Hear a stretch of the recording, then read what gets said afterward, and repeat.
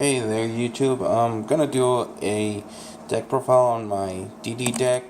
Um, this is pre-Bosch, but even when Bosch comes out, I'm probably just gonna change one or two cards.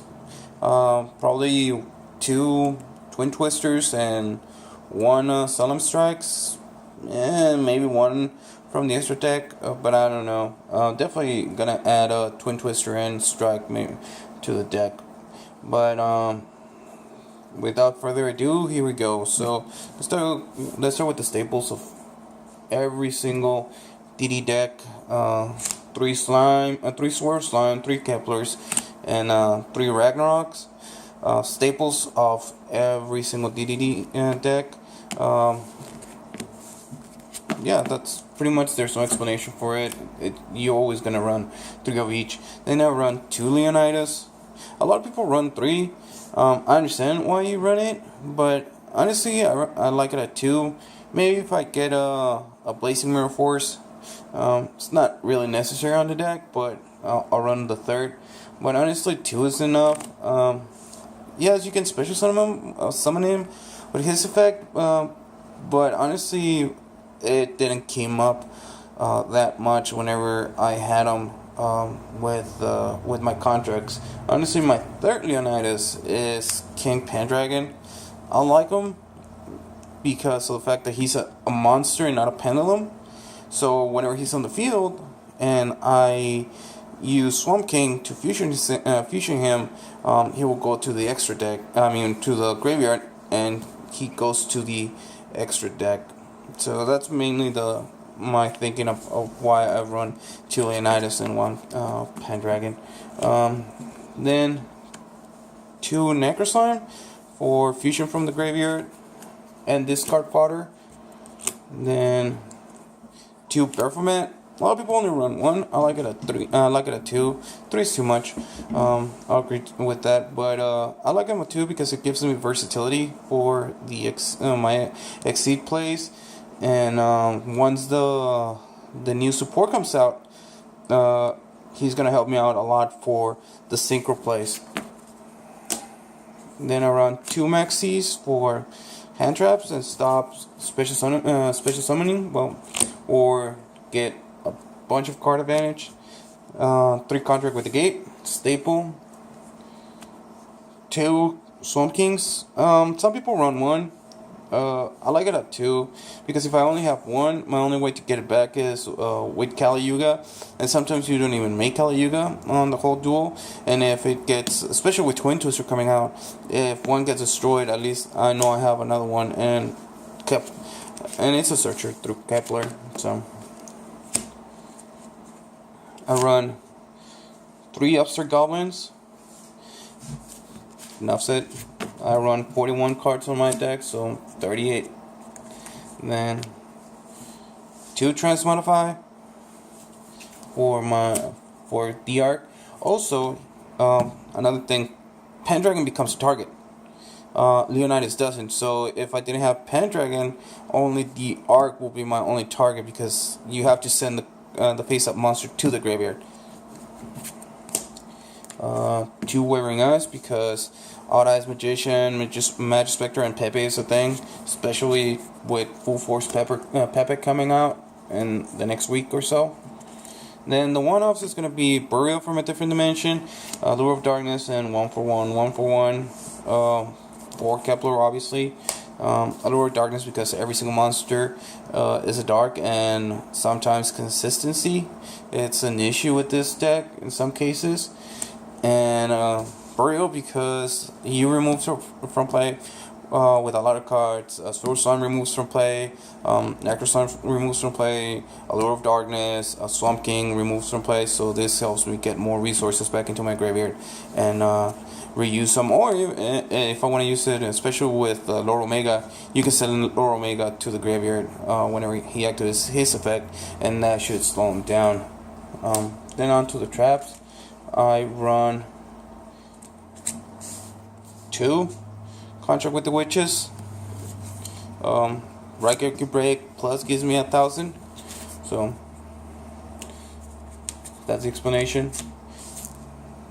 Two Deck Devastation Viruses. It's such a great card, especially in this upcoming format with all of the pendulums. Pendulum summoning, you just stop them and have them discard them, and it's such a great card.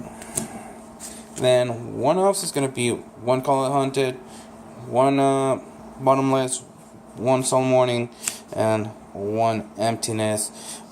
Basically staple, and somewhat staple. And this is a tech just because sometimes a lot of the times you end up with your big beaters on the graveyard, or you run through your resources so fast in this deck. And this is my out, basically making a rank 8 play. Get Ragnarok, get another monster, and then go from there. Then for the extra deck, I run obviously 3D Arcs. He's the best fusion right now. He's the spammer. You're gonna spam him from on the first turn most of the time. Then the long name Caesar Ragnarok. So that's it for fusions. Then I run 2 Wave King Caesars and 1 King Tail. A lot of people run him at 1. I like it at 2, especially because he is my insurance policy. The fact that whenever I detach a material, it just makes all my it pretty much guarantees me that I'm gonna get a lot of my monsters back. Him, he's okay, but him, I like him a lot, especially first turn when you're able to make this and detach. You can get everything back, or at least make your opponent realize that you're gonna get him back. Pendulum Nightmare, the Nightmare of the Pendulum decks, Kali Yuga. I mean, if you don't know what this card does, it's a quick play Heavy Storm and gets your contracts back from the graveyard. Oh, by the way, Caesar becomes another Kepler whenever he dies, whether he has a material attached to it or not. So another plus for the card. Then for the generic Exceed monsters, 1 Roach, 1/1/1, 1 Castell. The guy I don't like, but gonna have to run him because of Cosmos and Infinite's Abyss Dweller. He probably is gonna come out once the new support comes in. And then for my rank 7s generics, obviously Metal Flare, Big Eye, and Dracosac. Dracosac, you don't go into him a lot, or him.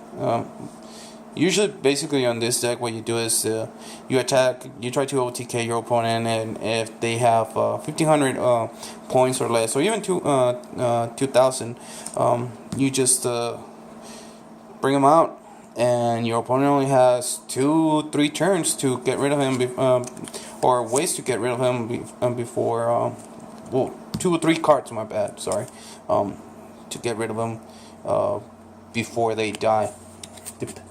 I mean, depending on the situations. And for side deck, I mean, just generic hand traps and other stuff. 3 Baylor because I'm poor and I don't have enough money for 3 Ghost Ogres. 3 Lancia, again for Cosmos and Infernoids because I have a hard time. 3 MSTs. 1 the third Wavering Eyes. For pendulums and trap and magic, trap removal mostly, and then my traps, Dark Contract with Errors. This obviously 2 Anti-Spell, 2 XYZ Universe or Exceed Universe. He's so good, especially because if you side, they try to play around him, or if they don't see it coming and then they just pull all of their resources, then you can get Kali Yuga or Metal Flare, which I like pulling him Metal Flare with him because of the fact that Metal Flare only detaches to get red eye monsters, and obviously I don't run any red eye monsters on my main deck. Obviously for anti-spell, for anti-pendulum decks, the ultimate anti-pendulum card, if you have, honestly, I've done it only once, but such a great combo when you have this 3 cards on the field.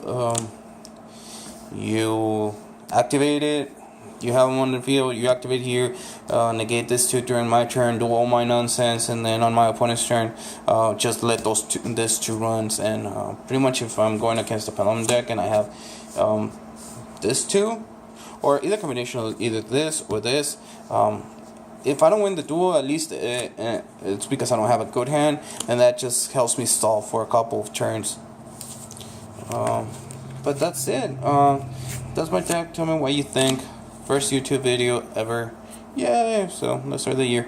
Right. Thank you very much, and thanks for watching.